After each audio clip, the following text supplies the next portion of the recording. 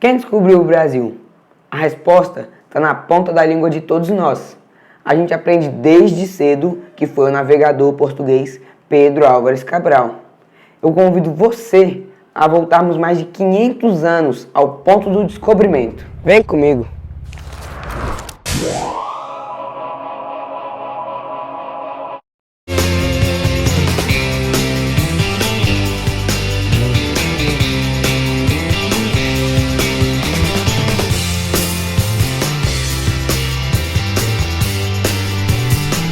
Se você pensa que eu sou em Porto Seguro, você está extremamente enganado. Na verdade, eu estou no Rio Grande do Norte, no município de São Miguel do Gostoso. Isso mesmo. O historiador potiguar Lenine Pinto diz ter provas que o ponto do descobrimento do Brasil foi aqui, e não em Porto Seguro. Ele até escreve livros sobre o assunto. Seja como for, o que a história registra é que foi nesse ponto do litoral que Portugal tomou posse oficial do Brasil, em 1501. Ou seja, foi nesse mar aí que Américo Vespúcio chegou em suas caravelas para demarcar oficialmente o território brasileiro.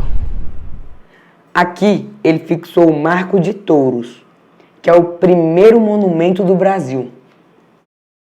O marco que encontra-se atualmente aqui é uma réplica. Para a preservação, o original foi levado para o Forte dos Reis Magos, em Natal. Mas, vamos lá entender o marco.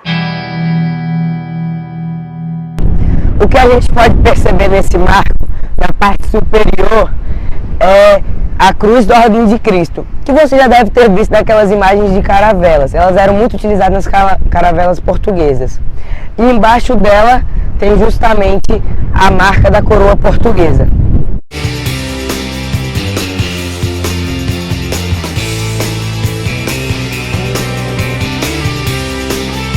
Quando os colonizadores chegaram no Brasil, o Brasil não era uma terra inabitada. Estima-se que tinham entre cerca de 3 a 5 milhões de índios habitando nossa região. Bem diferente do que a maioria de nós imagina, esse encontro entre colonizadores e índios não foi uma coisa tão pacífica toda hora. A história registra vários acontecimentos em batalhas e guerras que aconteciam entre índios resistentes e portugueses. Um exemplo desse foco de resistência foram justamente os índios potiguaras. Para entender mais sobre essa história de resistência indígena, vamos dar um pulinho lá na Baía da Traição. Vem comigo!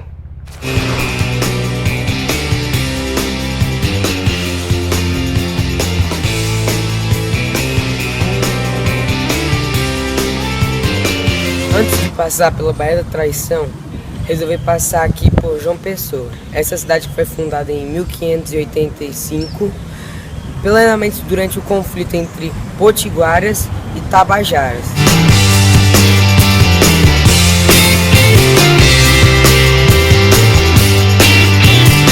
Em João Pessoa, a principal tribo de índios eram os tabajaras. Os tabajaras foram um povo muito pacífico com os portugueses.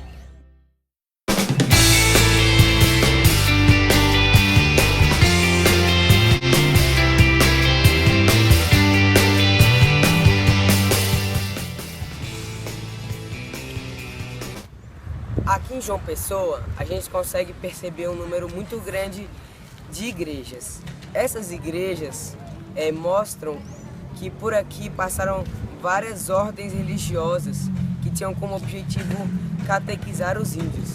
Só uma curiosidade, o primeiro nome dado a João Pessoa foi Filipeia de Nossa Senhora das Neves.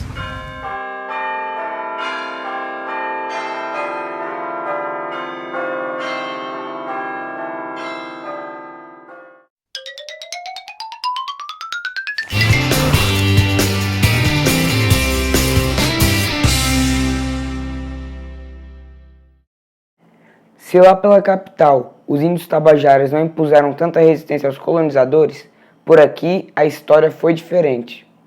Conta-se que a Bahia foi chamada de Traição, pois em 1501, quando aqui chegou a expedição de reconhecimento, Américo Vespúcio avistou as índias acenando para os tripulantes dos navios. Assim, resolveu enviar alguns de seus marinheiros. Porém, não deu outra. Eles foram literalmente devorados.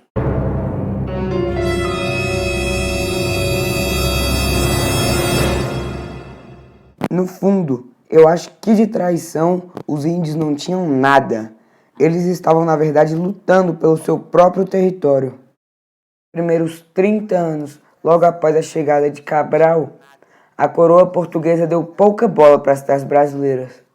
Os portugueses só pensavam no caminho das Índias, pois tinha um comércio muito mais vantajoso.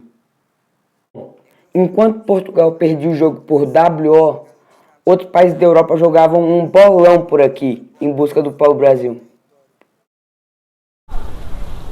Se você quer um exemplo disso, os franceses, bem diferentes dos portugueses, conseguiram fazer amizade com os potiguaras.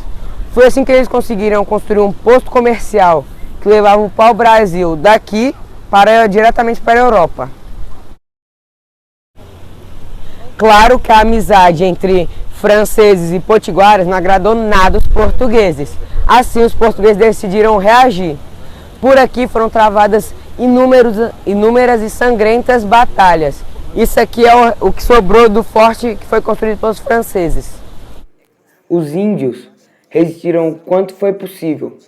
Porém, em 1585, no intenso combate, os portugueses venceram a guerra e a coroa toma posse das terras paraibanas. Na verdade, os indígenas fizeram uma verdadeira muralha para que os portugueses não conseguissem avançar até o interior brasileiro.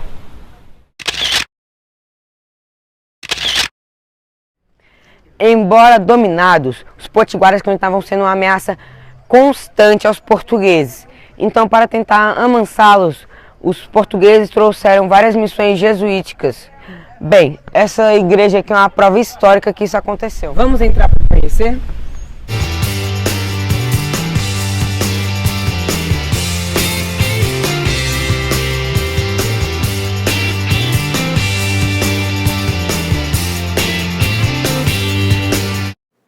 É importante saber que dos índios que tiveram contato com os colonizadores, os potiguaras são os únicos que habitam a mesma região.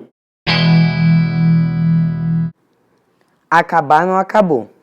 Algum tempo depois, a partir de 1630, foi a vez dos holandeses se aliarem aos potiguaras, mas novamente foram derrotados. E ainda hoje, os índios brasileiros lutam pelos seus direitos. Segundo o que Darcy Ribeiro já disse uma vez, o processo de colonização brasileiro foi uma verdadeira máquina de moer gente.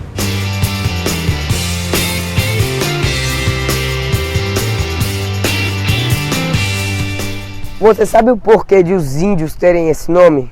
Bem, é muito simples. Os colonizadores, quando chegaram na América, não sabiam o que era a América. Pensavam que aqui fossem as chamadas Índias, que compreendiam lá Índia, China, essas coisas. Então, na verdade, o nome Índios foi dado pelos colonizadores ao pensar que estavam nas Índias.